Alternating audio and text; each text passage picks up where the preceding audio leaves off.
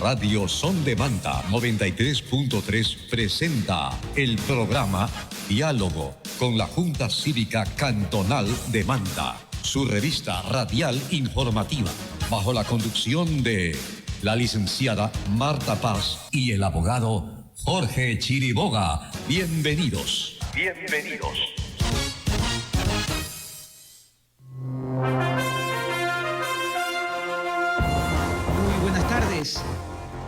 Saludamos a Radio Son de Manta 93.3 FM Estéreo y a nuestros radioyentes. Les saluda Vladimir Zambrano del colectivo Ciudadanos Comprometidos, quienes nos hemos puesto como tarea llevar a cabo una serie de diálogos en campaña, precisamente ahora en estos tiempos que se acercan las elecciones presidenciales y requerimos desde los sectores ciudadanos, productivos, académicos, sociales, la información acerca de qué es lo que nos están ofertando aquellos líderes políticos que optan por la primera magistratura del país. A fin de llevar a cabo este diálogo con la ciudadanía, estos diálogos en campaña, tenemos hoy día un invitado especial, el sociólogo Wilmer Suárez, quien es politólogo y actualmente dirige y coordina el Observatorio Territorial desde la Universidad Laica Eloy Alfaro del Manabí, donde Wilmer pues se estudia acerca de la sociedad local. Wilmer, buenas tardes. Queremos buenas tardes. Saludarte y agradecerte por tu acogida a este espacio.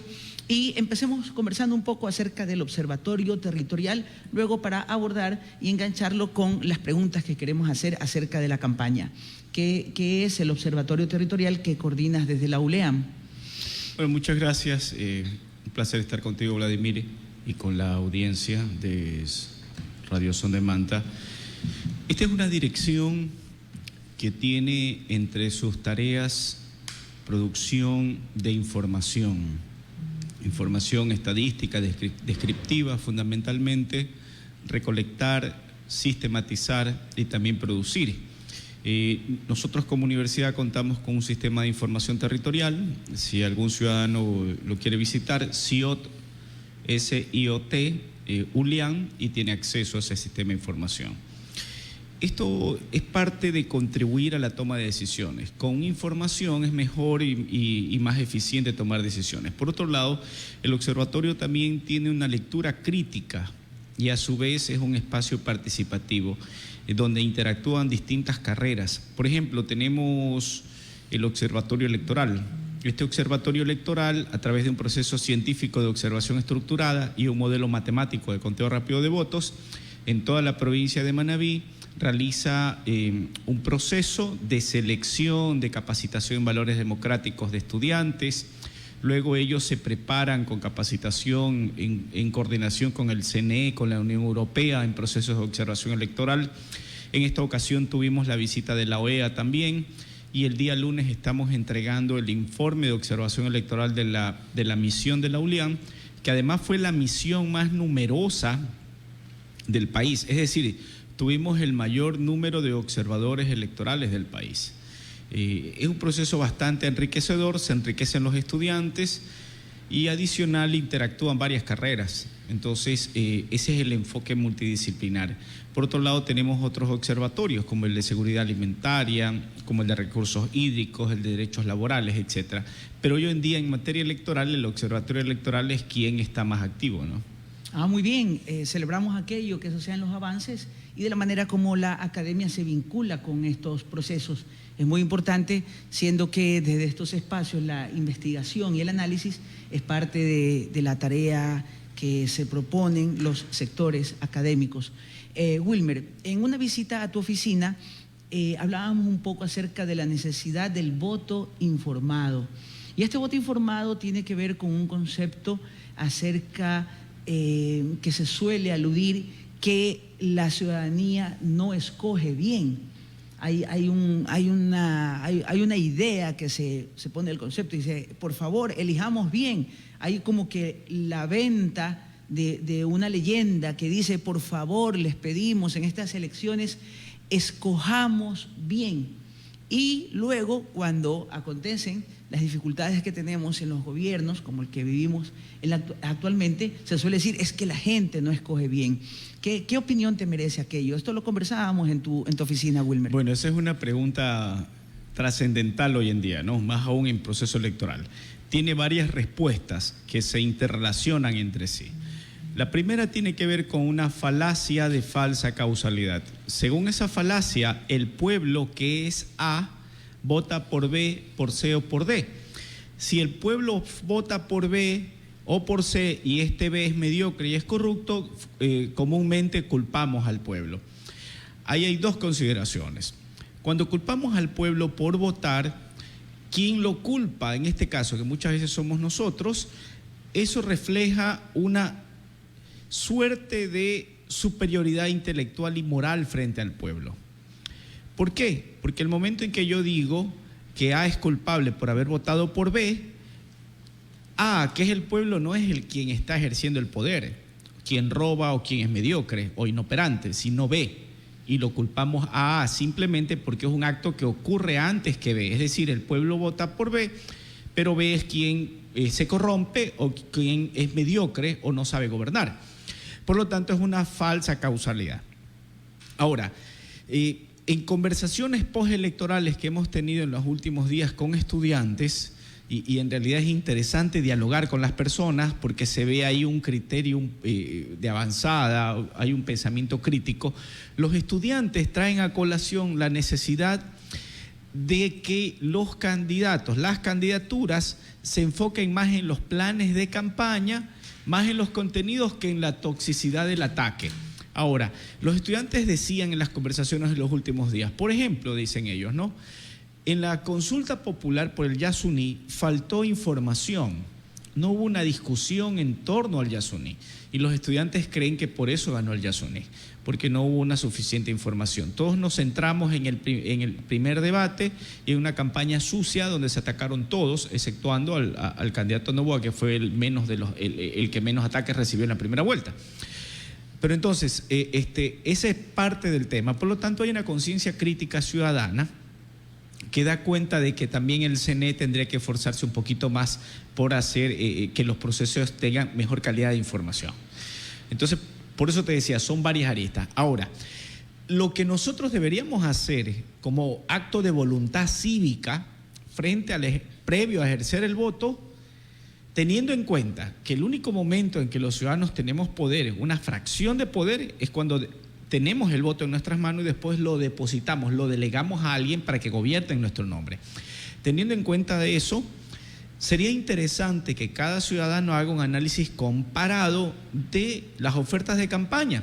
Es un ejercicio que yo sugiero en la columna de los jueves que tengo en el diario, en donde, por ejemplo, si un ciudadano baja de la página web del CNE las ofertas de campaña del señor Noboa y de la señora González, pues entonces podría valorarlos en una escala de 5, por ejemplo, ¿no? Una escala del 5, en donde 1 estoy en total desacuerdo con lo que propone y 5 estoy en total acuerdo. Si uno evalúa esas campañas así, esa sería una forma objetiva. Pero lo que también es cierto, Vladimir y Radio Escuchas, es que el voto por lo general es emocional. Y eso es lo que hace que siempre finalmente vayamos a decidir en base a un cóctel de emociones. Porque las propagandas, los comerciales, la estrategia, el mercadeo, la retórica discursiva, siempre van un poco a llevarnos hacia allá, hacia generar estímulos entre nosotros, estímulos emocionales. Ya, ahora bien, dos cosas ahí con respecto a la falacia del término de decir el pueblo no escoge bien, y lo vamos a seguir analizando. Y la última parte de lo que señalabas, que sería bueno que el público joven o el votante pudiera recibir las ofertas de campaña que están debidamente publicadas en el CNE y hacerse una valoración del 1 al 5 si está de acuerdo o no. Eso también implica de alguna manera un reto de cómo puedo yo valorar si está bien o no está bien. O sea, ¿en qué medida podría hacerlo? Quienes estudian las ciencias sociales, quienes tendrían la oportunidad de acercarse a estos procesos, de poder valorar los modelos de desarrollo, podrían estar o no en desacuerdo. Pero el grueso de la población no podría tener unos parámetros claros sobre valorar hacia qué efectos tendrían o no de manera positiva las implicaciones de las políticas públicas que se sugiriesen en el programa. Entonces también nos encontramos con una suerte de público que necesita también saber discernir. Quizás esa falta de conocimiento de poder poner sobre la mesa, decir por qué es bueno o determinada postura o no sobre el manejo de la cosa pública, y sobre lo cual votaría. Entonces, como quizás esa ausencia de parámetros empujaría a que el elector efectivamente pues vaya a las elecciones en el orden emocional, pues sienta que al que le inspira confianza, al que le elabora un mejor discurso, a quien le propone de pronto una idea, una visión de futuro. Entonces, ahí yo pienso, Wilmer, que un poco es la responsabilidad de los líderes de opinión, es precisamente acercar los modelos de desarrollo a la comunidad y discutir por qué son o no son buenas tales visiones o política pública, de qué manera se debería manejar la hacienda pública, la cosa estatal. O sea, si responde a una mayor intervención en la ¿Quién dijo que era fácil? ¿O no? Claro, no es. No es fácil. Ahora, lo que tú dices como observación, muy acertado. Pero el ejercicio del voto debe ser un ejercicio deliberativo. Ni siquiera los candidatos, el candidato y la candidata entienden la totalidad de lo que están ofreciendo. Pero en mi experiencia, elaborando presupuestos participativos, planificación participativa, políticas públicas de manera participativa, yo recuerdo muchos ejercicios donde la ciudadanía realmente sabe lo que necesita. Por ejemplo, recuerdo en los procesos del régimen del buen vivir, los campesinos, nuestros campesinos, tienen claridad sobre lo que necesitan para aumentar sus niveles de productividad. Por ejemplo, tenencia de la tierra, legalización de la tierra, semillas certificadas, asistencia técnica, crédito barato. Es decir, lo que te estoy diciendo lo aprendí en esos diálogos, porque lamentablemente yo no soy agricultor. Me gustaría aprender a arar la tierra en algún momento para regresar a las acciones de nuestros ancestros. Pero eso lo aprendí con los agricultores en los diálogos. Entonces, es verdad, es complejo. Y muy difícilmente una persona pudiese valorar con todos los criterios técnicos, científicos, académicos, cada una de las ofertas. Pero el ejercicio de comparar, valorar, el ejercicio, esa deliberación, ya nos lleva a tener un voto más informado versus una persona que no haga el ejercicio y que simplemente se deje llevar por ese cóctel de emociones que generan que es lo que hoy está pesando. Vuelvo al tema del voto informado, Wilmer, y acerca del concepto de que no sabemos elegir o que cuando se elige o no. Y efectivamente hay una falacia ahí, hay un juego de palabras. Porque si, como bien lo decías tú, si tienes A y tienes B como opción y el pueblo escogió mayoritariamente la opción B y la opción B fracasó en el gobierno, entonces se alude y se dice es que el pueblo no escogió bien. Entonces como que tácitamente se diría que la opción A era la opción. Y si se hubiese escogido la opción A y la opción A fracasa, entonces se diría es que el pueblo no escogió bien, la gran mayoría no escogió bien, entonces significa que la opción era B. Y realmente el problema no está en cómo escoge el pueblo, porque la gran mayoría en la democracia escogió lo que consideró que era lo mejor, escogió lo que ellos consideran que es lo mejor. El que fracasa es el que no pudo llevar a cabo para los efectos del gobierno. Pero es que además el sistema es perverso. ¿Por qué es perverso? Porque los candidatos los eligen los partidos políticos, que por lo general son partidos de propietarios, que si bien es cierto, reciben desde 1979 el Fondo Partidario Permanente para que ellos trabajen y de esas canteras salgan nuevos liderazgos, lo cual no pasa.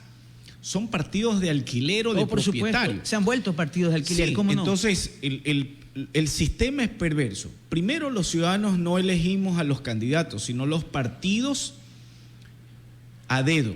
porque elecciones primarias en los partidos en realidad deja mucho que desear. Hay una simulación, hay una simulación. Yo creo que esa es una buena difusión. Esa es una buena definición. Simulan las primarias. Segundo, que el voto es obligatorio.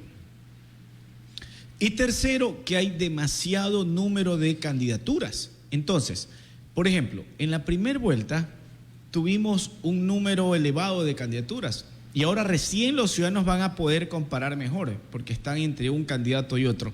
Y ahí es importante la segunda vuelta o el balotaje, porque al menos le permite ahorita a los ciudadanos comparar entre las dos candidaturas. Pero insisto, el sistema es perverso y finalmente nos obligan a votar. El sistema es perverso en tanto que los partidos difícilmente asumen una responsabilidad sobre la conducción y actualmente ya se volvió muy indistinto el partido, es solamente un casillero que permite el espacio de alguien, entonces no representa inclusive ni una ideología o un pensamiento cuál es el espíritu incluso hay un juego, de los partidos. Hay un juego estratégico ahí y que el CNE debería de reconsiderarlo, o los legisladores en todo caso, ¿no? Y es que si los ciudadanos castigaron a un partido político porque sus líderes cometieron errores y fueron pésimos gobernantes, ellos tienen la posibilidad de cambiar el nombre, el color del partido, sí, y aparecen como una especie con otra careta y vuelves a verlos y los ciudadanos somos engañados. Bueno, actualmente es lo que está sucediendo con lo que era el ex movimiento de la lista 35 Alianza País. Así es. Que ahora se está presentando de qué manera, como con el nombre Mover. ¿Sí? Y auspicia la candidatura de un finalista, el candidato Daniel Noboa. Entonces, claro, hay una especie de camuflaje ante la ciudadanía de cuál era una línea de un partido que Alianza País dejó de ser de la lista 35, lo que fue en su momento en el ejercicio del gobierno. Por eso hay que hacer una reforma. De los 10 años que hubo el gobierno desde el 2007 hasta el 2017. Hay que hacer una reforma profunda al Código de la Democracia y reforma seria.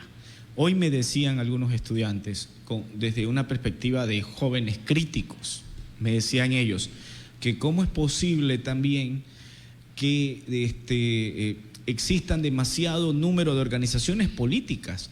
Hoy decían los jóvenes eso, o sea, porque los jóvenes tienen capacidad de observar lo que está pasando, ¿no? Entonces esa es otra de las debilidades. Y también indicaban los jóvenes que en general en el primer debate todos fueron de mediocres para abajo. En realidad no hubo un debate que veamos candidatos que conozcan la realidad ecuatoriana y presenten una alternativa de solución frente a los grandes problemas del país. Bueno, el formato del debate fue muy acartonado. Fue un formato pero ¿sabes qué dicen los jóvenes? Yo coincido contigo, pero ¿sabes qué decían los jóvenes? Me decía una joven hoy, finalmente no es problema de la metodología o el formato, es también de la ética del candidato o la candidata.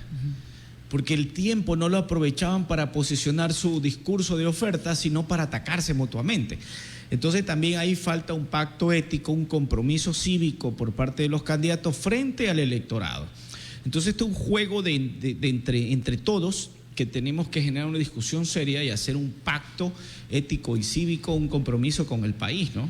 Wilmer, cuando nosotros aludimos, y muchos sectores tratan de posicionar el término de que el pueblo no elige bien, es realmente una forma de desprender de la responsabilidad de quienes ofertan, porque hay una oferta y hay una demanda, o sea, hay alguien que lo vende y alguien que lo compra. Entonces la culpa parecería ser que es del que lo compra, pero no del que lo vende, del que lo ofrece. Y el problema está en el que lo ofrece. La partidocracia y el sistema de gobierno a través de los partidos políticos presenta estos vicios y estas dificultades. En medio de eso nos encontramos en realidades como en Manabí. En Manabí, la provincia votó alrededor, pues si los datos son los correctos del último del CNE, alrededor del 51% de los votos válidos se fueron para una tendencia que fue Revolución Ciudadana en la lista 5 en la persona de la candidata Luisa González. Frente al resto de los otros, el otro 49% se atomizó en el resto de los demás candidatos. Entonces se ha construido una narrativa de que aquí en Manabí no se elige bien. Entonces es también una falacia o que hay un voto por desconocimiento de la gente. cuando lo que yo veo es que si hay una población que se inclina por una votación, es porque lo considera válido. Es porque consideró esta población que en su momento determinado, en determinados espacios públicos, con respecto a sus problemas de como sociedad, podrían haber encontrado, si es que esta misma línea que ganó obedeció a un ejercicio de gobierno anterior, entonces está considerando de que ha sido válida el ejercicio que tuvo anterior. Entonces hay una falta de consideración a aludir que aquí en Manabí, porque pues quienes estarían en contra de la votación de la candidata Luisa González dirían es que la gran mayoría en Manabí se está equivocando. Entonces son unos conceptos que tenemos que realmente ponerlos, porque si... Los que se equivocan son los que atacan a los electores de la provincia. Y le voy a decir varias consideraciones. La primera, si revisamos el histórico electoral, las provincias donde ganó Lucio fue Pichincha, donde ganó Maguad fue Pichincha, donde ganó Correa en su momento fue Pichincha, etcétera, y Azuay. Tanto así que 5 veces fue candidato Rodrigo Borja para la presidencia y las 5 veces Azuay votó por Borja. Ahora, frente a eso, hay que estar claros que también el modelo presidencial, el presidencialismo, es un modelo que tiende a concentrar todo en la figura de una persona. Es decir, el presidencialismo es de suma cero, es una persona.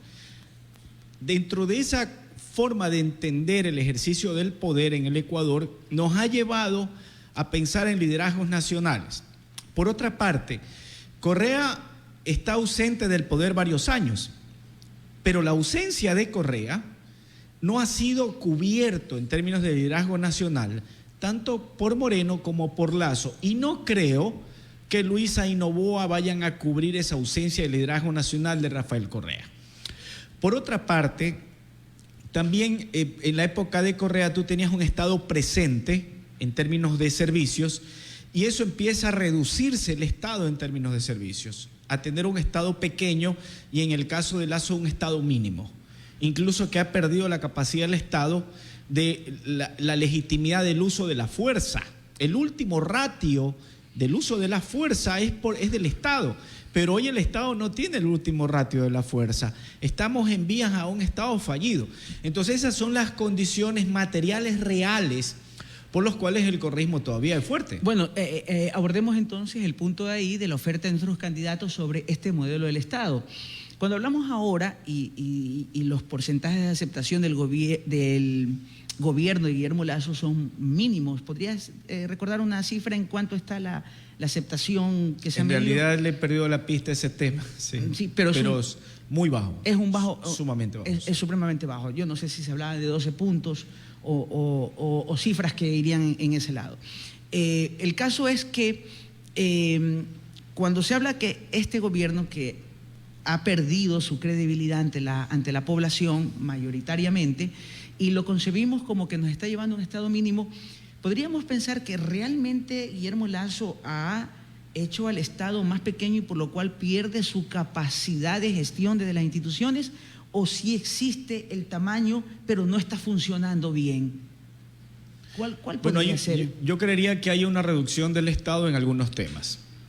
Y por otro lado, evidentemente hay neófitos que gobernaron con Lasso, que no conocen el Estado, que no pudieron ponerlo en movimiento al Estado. Desde las instituciones. Los engranajes estatales no se pudieron poner en movimiento. Un pequeño ejemplo de servicios.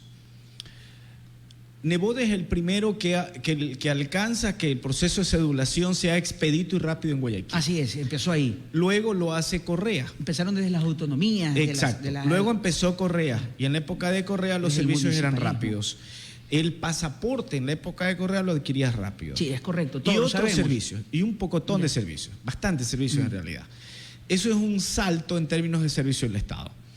Por otro lado, en el gobierno de Moreno hubo un retroceso.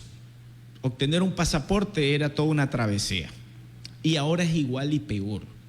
Entonces, eso nos da una lectura de cuándo manejas bien el Estado y cuándo lo manejas mal. Ok, sobre eso, Wilmer, ¿cuáles son las ofertas de nuestros candidatos? Servicios. Ok, servicios aquellos. A ver, he revisado las ofertas de los dos. ¿Has podido ver desde el observatorio? De las dos candidaturas. No voy a valorarlas actualmente porque para un poco evitar el sesgo, ¿no? Porque la idea es una perspectiva un tanto más académica. Pero estamos corriendo recién desde hoy una encuesta con estudiantes de la provincia de Manabí, provincia de Guayas, provincia de Azuay y provincia de Pichincha, netamente estudiantes universitarios. En esta encuesta, donde hemos colocado las ofertas de campaña en los dos candidatos, sin membretes de los candidatos. Es decir, los ciudadanos van a leer las ofertas sin membrete para que no haya sesgo de opinión. Y con una escala de expectativa, los estudiantes van a valorar cuáles son las mejores ofertas. Ese ejercicio lo estamos haciendo con estudiantes universitarios. Espero entregar el informe a la ciudadanía y podremos conversar de eso en el post-resultado.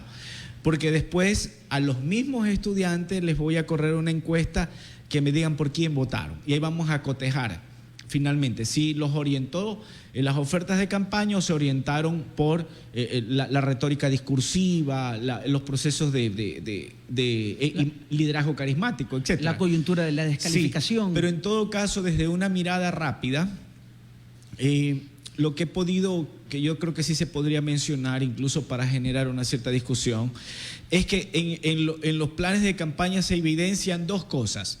Primero, un modelo del centro hacia la derecha, de Noboa, y un modelo, una propuesta del centro hacia la izquierda de Correa. Por otro lado, con un enfoque un poco más social, por parte del correísmo y por parte de el movimiento de Noboa ADN, pues el enfoque no está muy claro, las propuestas son bastante difusas. Las propuestas de la revolución son mucho más aterrizadas, mejor escritas, posiblemente porque conocen más el Estado, pero también puede ser fruto de que ellos son la mejor estructura partidaria del momento. Y la otra candidatura, y como lo han dicho ellos, yo creo que ellos compitieron, pero se ve mucha improvisación también en los candidatos, ¿no? Por el lado de Luisa González, en términos discursivos, hay errores en términos de comparar Ecuador con Venezuela, al igual que hay errores del candidato Noboa cuando compara Ecuador con Somalia y Sierra Leona. Pero también encuentras en los discursos lapsus. Los lapsus pueden ser escritos o verbales. En la propuesta del candidato Noboa hay lapsus escritos, donde dice que puede incrementarse los valores de las aportaciones, como los años de jubilación. Tanto así que después él tiene que salir a descalificar. Muy bien, vamos a seguir con eso, vamos a dar paso a nuestros auspiciantes y queremos recordar que este espacio lo promueve bajo la invitación de la Junta Cívica, Ciudadanos Comprometidos, con el aporte de distinguidos ciudadanos que nos han hecho llegar la oportunidad de poder dirigirnos ante el público. Agradecemos a Priel, al ingeniero Roberto Escandón, a True Life, vitaminas y suplementos que hacen posible este espacio. Volvemos luego de los anuncios comerciales. Inicio de espacio publicitario. ¿Estás preocupado por la salud y cuidado de tu mascota? No te preocupes más. La doctora Elisa Cárdenas Solórzano, magíster en clínica y cirugía canina, te atiende en Clínica Veterinaria Manta Pets con profesionalismo y te ofrece los siguientes servicios: consulta general, hospitalización, profilaxis dental, cirugías, hospedaje, servicio de ecografías, para lo cual contamos con equipo de última tecnología. Además, nos encargamos de la belleza total de tu mascota. Clínica Veterinaria Manta Pets cuenta con profesionales totalmente capacitados para ofrecer servicios de calidad. Horario de atención de lunes a sábado de 8:30 a las 18 horas. Estamos ubicados en la avenida 18 entre calles 13 y 14. Para mayor información, comuníquese al celular 098-3729-986 o al convencional 2-621-701. El respeto y el amor de su mascota es nuestra prioridad. Clínica Veterinaria Manta Pets. En el Terminal Portuario de Manta estamos comprometidos con los más altos estándares de seguridad y te tenemos una noticia. Con la llegada del crucero Coral Princess el pasado 24 de agosto, inauguramos una nueva temporada de cruceros en Manta. Se prevé que este año lleguen más de 35,000 pasajeros y 17,000 tripulantes a bordo de 31 buques, de los cuales 4 visitarán por primera vez nuestro puerto. En Terminal Portuario de Manta somos un gran puerto para una gran ciudad. ¿Listo para construir tu casa? ¿O vas a remodelar la office? Si es así, esta promo es para ti. Ven a la semana para renovar y construir en Coral Hipermercado. Hasta con el 80% de descuento. Acabados y materiales de construcción. En la semana para renovar y construir. Del 25 de septiembre al 1 de octubre. Coral Hipermercados. Todo y más barato. Coral Hipermercados.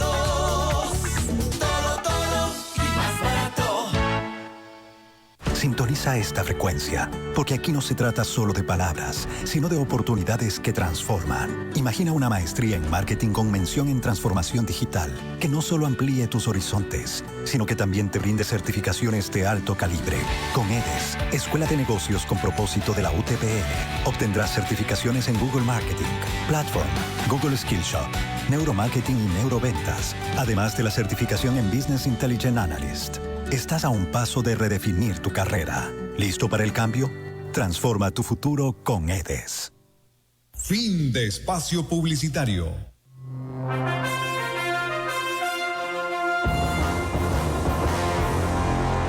Muy buenas tardes, seguimos aquí en Radio Son de Manta 93.3 FM Estéreo, dialogando con el sociólogo Wilmer Suárez, y queremos hacer llegar un saludo que nos hace el Uber Javier Quijije López en la página del Facebook. Muy buenas tardes, felicito a la radio por la apertura del espacio del debate informado y al licenciado Vladimir Zambrano por la extraordinaria conducción. No obstante, hago extensivo un saludo cordial al sociólogo Wilmer Suárez por su participación como ponente y experto del tema, un ciudadano comprometido con la ciudad, provincia y el país. José Jiménez Hernández también dice: hola, buena tarde desde México.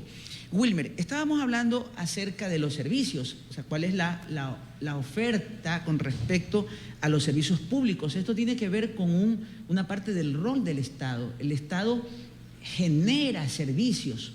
En lo que tú conoces desde la academia, ¿podrías indicar de manera aleatoria, ¿no?, cuáles son parte de esos servicios? Ya nombraste uno con respecto al registro civil, cedulación, pasaportes. ¿Qué otros servicios más son los competentes al Estado que tienen que ofertarle a los ciudadanos, para que desde ahí pensemos un poco cuál es la oferta que tenemos nuestros candidatos? Sí, antes de eso, un abrazo al catedrático Javier Quijije. También Javier es un buen ciudadano de la ciudad y el país, y tiene un pensamiento crítico elevado, y eso es importante, ¿no? Ciudadanos que hagan lo posible por actuar con civismo y compromiso, que es un poco lo que falta irradiar. Ciudadanos buenos existen en el Ecuador, pero falta un poco también politizarlos, que se animen a participar en todos estos procesos. Bueno, mira, hay una serie de garantías constitucionales. Esas garantías tienen que aterrizar en políticas públicas y a su vez en una institucionalidad. ¿Qué es lo que quiere decir Estado garantista? Estado garantista quiere decir que el Estado tiene que crear las condiciones institucionales para que el derecho se cumpla. Entonces, el Estado tiene la competencia de salud, por ejemplo. Hay grandes deficiencias. Hoy en día hay grandes deficiencias. Hace pocos días Solca ya está dejando de atender. La competencia de educación es un tema trascendental del Estado. La competencia de seguridad es probablemente una de las más importantes. ¿Por qué? Porque cuando nace el Estado nace para la paz. Antes de que existan los estados, habían ciudades-estados, confrontaban y se mataban entre sí. De manera que cuando salen los estados nacionales, el Estado nace para la paz. Luego el Estado evoluciona en un Estado que tiene que brindar toda una serie de condiciones para el bienestar. El Estado sigue evolucionando porque el Estado es el reflejo de la sociedad, y el Estado es un Estado de garantías ahora. Ya no solo es de bienestar, sino de garantías. En ese sentido es que las instituciones tienen que operativizarse los engranajes de manera que garanticen derechos y servicios. Ese es el espíritu. La pregunta también que subsiste es: ¿cuánto Estado? ¿Hacia dónde llega el Estado? queremos más Estado, menos Estado. Y creo que hay una coincidencia en la sociedad de que sea el Estado necesario, o sea, para la provisión de los servicios. Las candidaturas tienen una postura sobre esto, Wilmer, y eso es lo que queremos en el espíritu de este espacio. No es...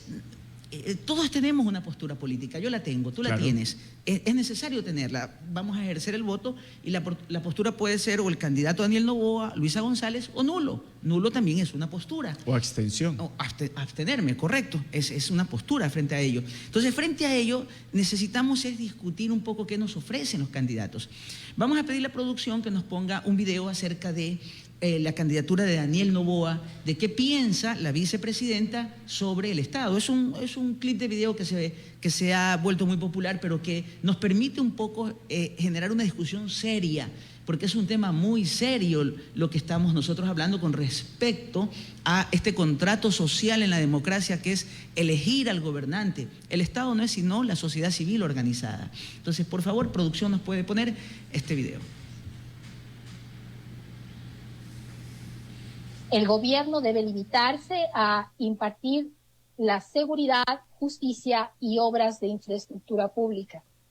Esas son las funciones que por naturaleza debe tener un Estado, ¿sí? Por eso se llama un gobierno limitado. Es decir, lo que queremos a través de esta reforma política es regresarle al Estado a su lugar, ¿cierto?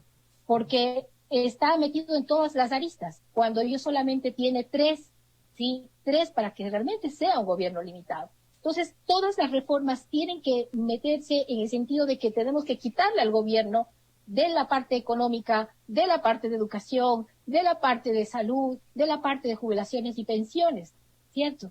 Bien. La tercera es la reforma educativa y responde al principio de la propiedad privada.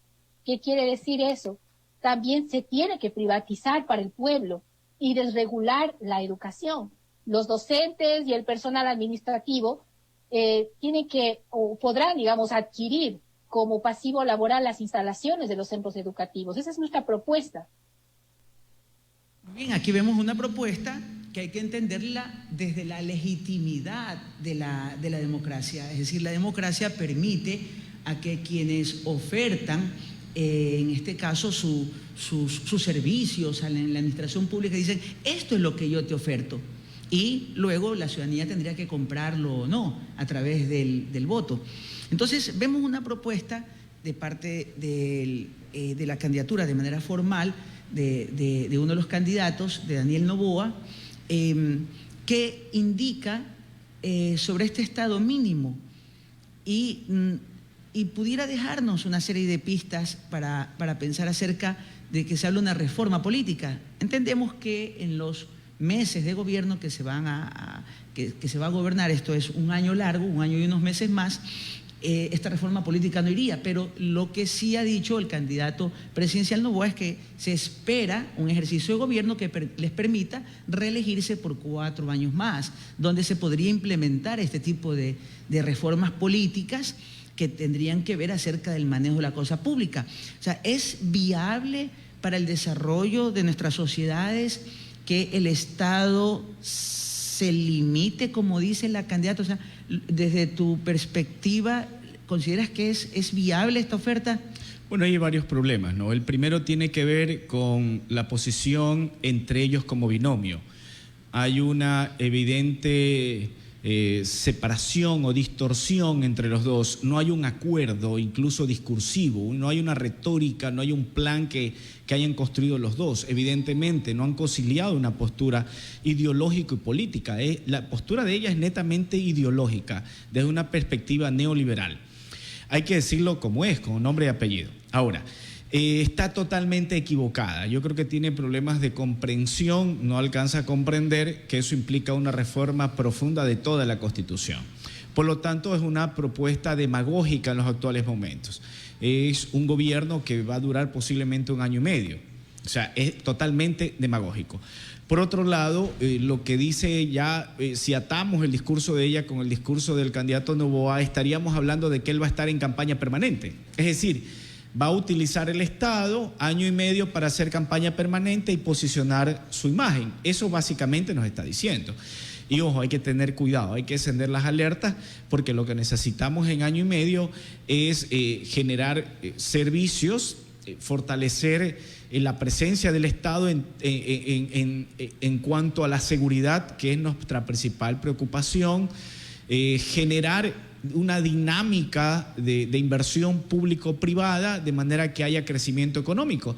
La CEPAL acaba de presentar su último informe sobre la inversión extranjera directa, y Ecuador, como siempre, es uno de los países donde menos inversión capta a nivel de la región. Perú, con todos sus problemas políticos, alcanza más de 10.000 millones de dólares en inversión. Ecuador no llega ni a 900. Colombia también casi nos cuadruplica. El caso de México, con todos sus indicadores de violencia, ese es el segundo país después de Brasil que además tiene un gobierno como Lula. Entonces va más allá de una posición ideológica, va más allá de cómo nos perciben en términos de seguridad. Eso por traer a colación un elemento. Ahora, es impensable y hasta cierto punto es deshumano pensar en un Estado totalmente privatizador en el caso ecuatoriano. Lo voy a decir por qué, por las grandes asimetrías que existen. En Europa, por ejemplo, si se hace un ejercicio académico por fuera de pasiones, ¿qué es lo que encontramos? Nosotros encontramos que la contribución de los tributos en la reducción de las brechas de desigualdad alcanza el 20%. En el caso de Latinoamérica, apenas el 2%, porque en Latinoamérica tenemos corrupción privada con la elusión fiscal, el no pago del impuesto a la renta y del IVA, y por otro lado tenemos la corrupción pública. Entonces, nosotros vivimos un cáncer, que es la corrupción pública y la corrupción privada. Yo desde el año 2017 estoy insistiendo en que para entender la corrupción en el Ecuador hay que combatirla desde una perspectiva sistémica. Hay que combatir la corrupción privada, la corrupción pública. Hay que también combatir el gasto no planificado por parte del Estado, un poco de obras que se han hecho a lo largo de la historia del Ecuador que no sirven para nada. Es decir, la calidad del gasto. Y evidentemente hay que garantizar la vida, porque el Estado hoy en día también tiene como característica crear condiciones para la felicidad de los ciudadanos. Entonces, si yo privatizo la educación, tampoco le estoy apuntando al desarrollo y a la inversión, porque van a haber cada vez menos personas estudiando. Por lo tanto, si una empresa se desloca, hay una dislocación por la globalización, etcétera, o por efectos de esta nueva polarización política, ¿cómo yo puedo acceder a inversión directa si no tengo educación? Si yo privatizo el seguro social, hoy en día el seguro no funciona bien por una serie de cosas. Algo que se ha dicho muchos años y que no se ha superado es que es la caja chica de los gobiernos de turno. Entonces, son problemas complejos, y lo primero que tiene que hacer el Estado es garantizar la vida. Si yo privatizo todo, pues realmente es un absurdo que tiende a, desde una perspectiva muy particular, es deshumanizar. A ver, habría que invitar, y hacemos desde este espacio de manera pública, estamos en un espacio de medios de comunicación de gran prestigio como los Radios On Demand, al equipo de campaña de Verónica Abad, de la vicepresidenta, del presidente, del candidato a presidente Daniel Noboa, para que puedan un poco ejemplificar cuál es la propuesta que tienen con respecto a estos términos, porque tienen que tener algunas tesis en virtud de su liderazgo político y son pues los llamados a ostentar el poder. Eventualmente, Wilmer, una vicepresidenta, un vicepresidente es un presidente, eventual y potencialmente, claro, es quien sustituye. No es una persona que únicamente acompaña una papeleta. Ahora, Vladimir, a mí también me preocupa. A funciones. A mí también me preocupa, por ejemplo, el discurso de Luisa González. La parte que me preocupa del discurso de Luisa González es que es un discurso que evoca el pasado, evoca añoranza. Entonces, todo no se resume a ya lo hicimos.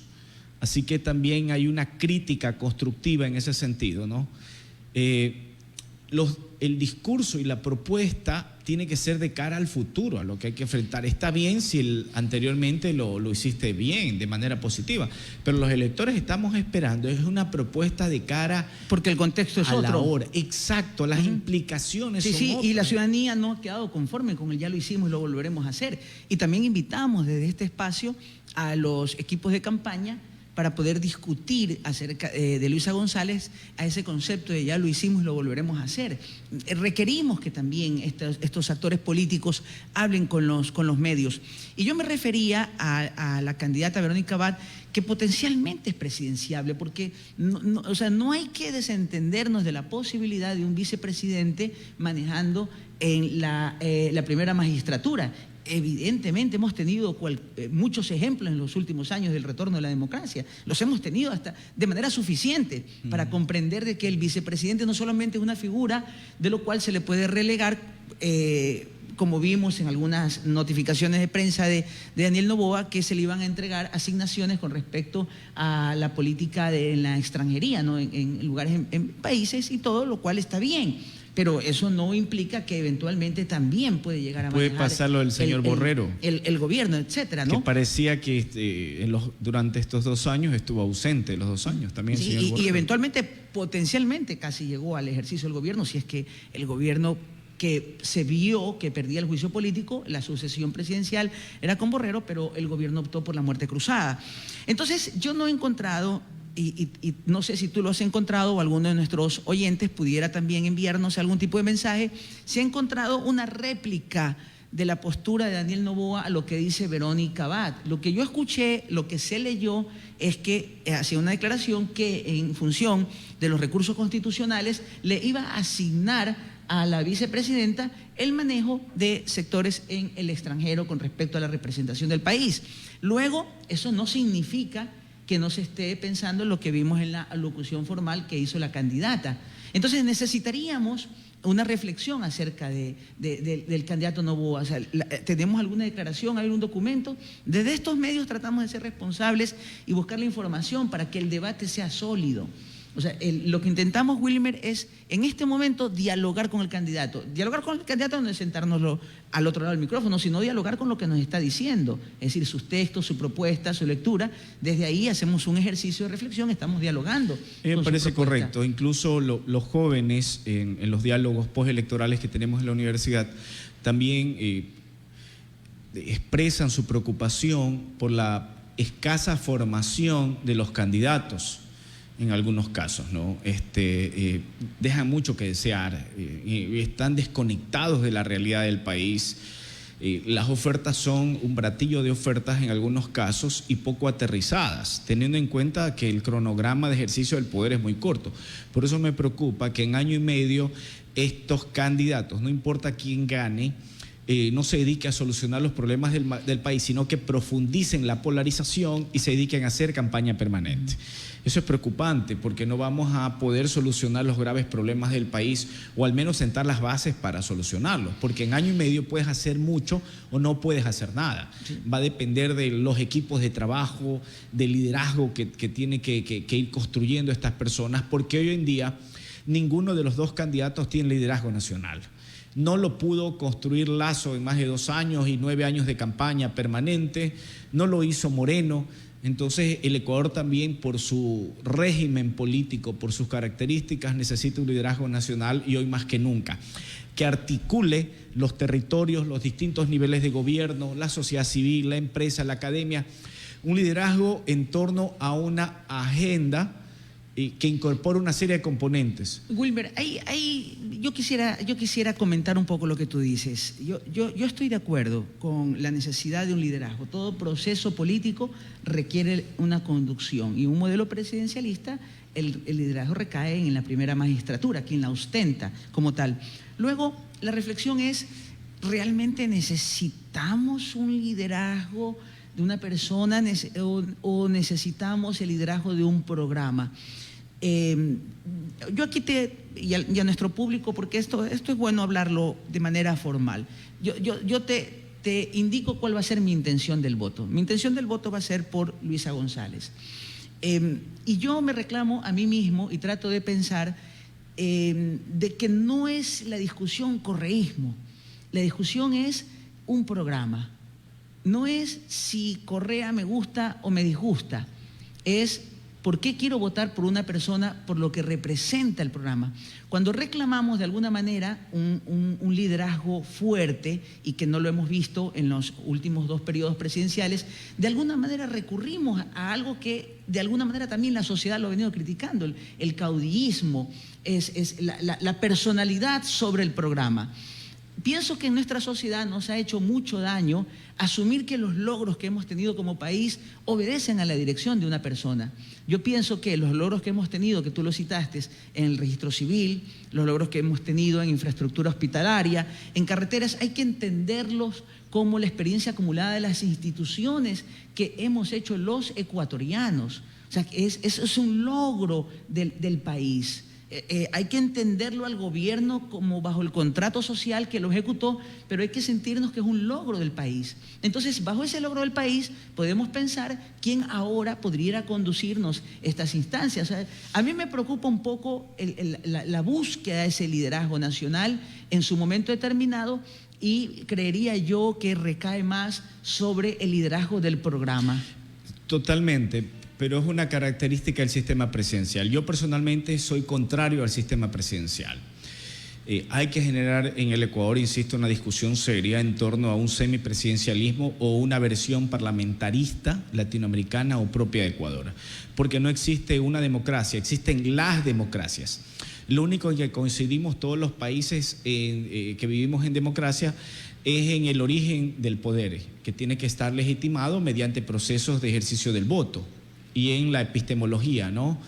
Y es posible que un sistema parlamentario pudiera ser una salida probablemente, en nuestros regímenes. ¿Le darían gobernabilidad de entrada? Sí, ¿por qué? Porque en el caso ecuatoriano nosotros no tenemos, no respetamos la división de poderes, no los sistemas de pesos y contrapesos.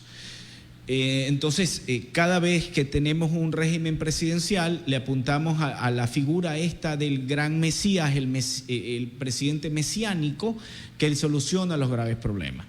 Sí, evidentemente coincido contigo, necesitamos una agenda programática, pero tiene que liderarla alguien acompañado de otros liderazgos, porque es parte del modelo. Esta persona es la que nomina los ministros, los subsecretarios, son más de 5.000 personas que tiene que nominar, y te hablo de las cabezas principales. Es inmenso.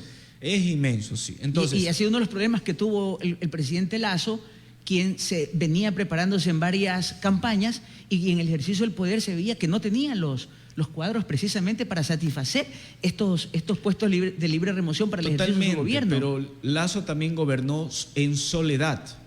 Fue incapaz de articular con las instituciones del Estado, fue incapaz de articular con los distintos niveles de gobierno. Y evidentemente, yo me hago cargo de lo que digo, y Lasso traicionó a sus coidiarios socialcristianos.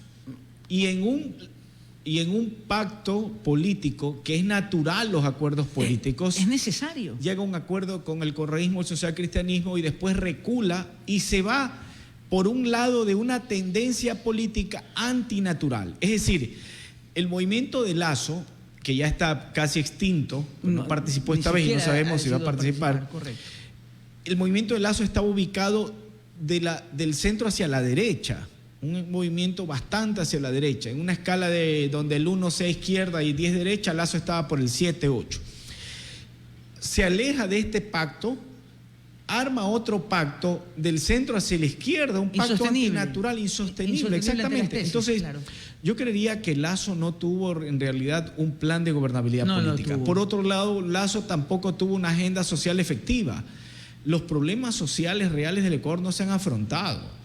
Si no hemos agudizado tanto en los problemas es porque también hay un mandato internacional post-COVID de que exista algunas políticas asistenciales. Si no, yo creo que el Ecuador hubiera estado con un mayor si el Estado hubiera sido, como lo dice la candidata Verónica Abad, de ese tamaño, qué difícil hubiera sido enfrentar desde la política pública las emergencias sanitarias como el COVID. Podríamos suponerlo a riesgo de estar equivocados, pero desde una reflexión propia. Por eso es importante en estos espacios, y procuraremos, hasta el silencio electoral, que tendremos estos programas lunes, miércoles y viernes, tratar de invitar a la contraparte de una que otra candidatura para poder discutir acerca de esto. No antes de irnos, quisiera dejar una pregunta que nos hace el Uber Javier Quijije. Dice, una consulta para el licenciado Wilmer Suárez, para el sociólogo Wilmer Suárez. ¿Cómo contribuir a generar nuevos liderazgos locales o nacionales desde la oferta académica superior, sin descuidar la concepción política como ética de vida y compromiso social?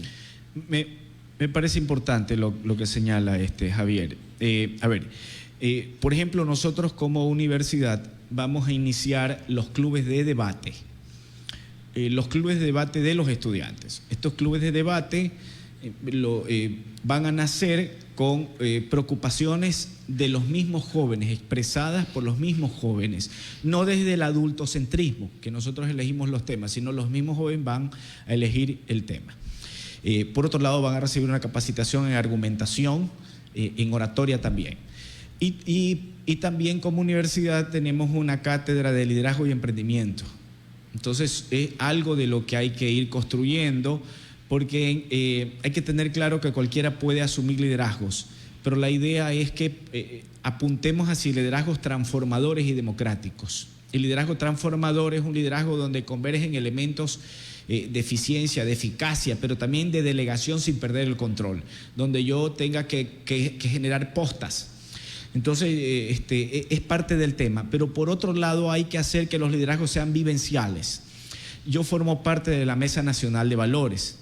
Esta Mesa Nacional está constituida por un equipo de personas voluntarias de todo el país, donde están empresarios, académicos, exministros de educación, etcétera, y estamos generando una propuesta nacional. ¿Por qué? Porque también hay que tener liderazgos que asienten los pies sobre la base de la ética y el civismo. Yo en algún momento he estado en procesos de observación electoral en otros países y me pude dar cuenta que, por ejemplo, en Estados Unidos, que el voto es facultativo, sin que Estados Unidos sea la panacea de la democracia, pero es uno de los países que tiene una democracia mucho más sólida en toda la América y gran parte del mundo. Y es que en Estados Unidos mucha gente nunca votó, porque el voto es facultativo, pero en cambio eran buenos ciudadanos, pagaban sus impuestos, no evadían impuestos, actuaban con civismo frente a las leyes. Entonces sí necesitamos construir esa suerte de ciudadano comprometido, con base en valores, con ética, solidario, competitivo también, porque hay que ser competitivos también, ¿no? Y evidentemente con un rumbo democrático, ¿no? Así que es una tarea. Celebramos ello, Wilmer, celebramos definitivamente que la Universidad de Manta asuma ese rol. La participación política no hay que distanciarla. Yo recuerdo como anécdota ya al terminar, cuando estaba muchacho, papá era profesor de la universidad, y yo escuchaba sobre estos temas, ¿no? Que las universidades se politizan, no se politizan. Entonces yo le comentaba en algún desayuno, papá, y le decía, papá, bueno, parece que aquí está la Universidad de Manta, no está politizada en los jóvenes, no hay ese problema de que los chicos están politizados, sino que están en el estudio. Y la reflexión de mi padre fue, pero se necesita cierto grado de politización en la universidad, porque ¿quiénes son los llamados a manejar la cosa pública? Y los líderes en nuestras democracias están en las instituciones, vienen resueltos por el voto popular. Entonces necesitamos de alguna manera que asumir ese liderazgo. Yo recuerdo que me quedé pensando un poco, ¿no? en esta reflexión de qué tanto debería o no debería hablarse de política con los estudiantes universitarios.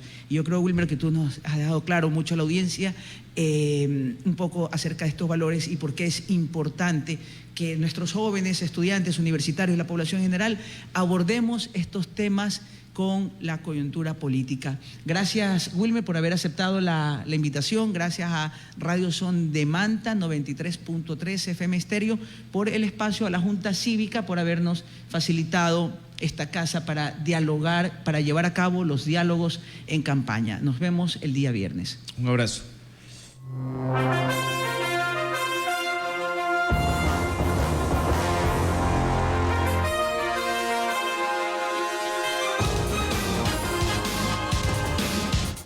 Radio Son de Manta 93.3 presentó Diálogo con la Junta Cívica Cantonal de Manta. Será hasta una próxima cita.